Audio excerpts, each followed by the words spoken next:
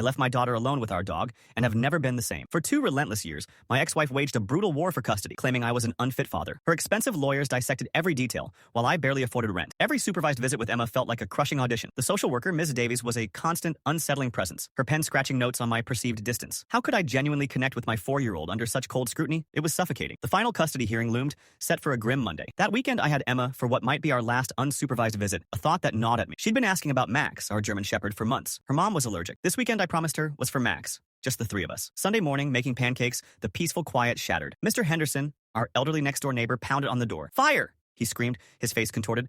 "My mother, she's trapped!" Flames devoured his roof, thick, acrid smoke billowing. Mrs. Patterson, frail and immobile, was inside. I dialed 911. They said 10 minutes. I had maybe 3. My gaze snapped to Emma. Innocent. Oblivious. Max whined. "Stay with Max, Emma," I commanded, voice strained. "Don't move from this spot. Not 1 inch." I squeezed her shoulder. A desperate, silent prayer, then burst out the door, the heat hitting me like a physical blow. The smoke was thick, suffocating, burning my lungs as I plunged inside. The crackling roar of the fire was deafening, the heat intense. I stumbled through debris, calling for Mrs. Patterson, finding her unconscious in her second-floor bedroom. Adrenaline surged. I hoisted her frail body, staggering back towards the window where a ladder had appeared. Just as I carried her down the last rung, the ceiling collapsed where we'd been standing. I laid her gently on the grass, gasping for air. 20 minutes later, fire trucks were dousing the last embers, paramedics tending to Mrs. Patterson. My own body ached, throat raw, but all that mattered was Emma. I ran back towards my house, heart pounding, a cold dread seizing me. "Emma!" I screamed, pushing open the back door. The living room was eerily silent. My eyes scanned frantically. She was gone. Panic, pure and visceral, clawed at my throat. "Emma!"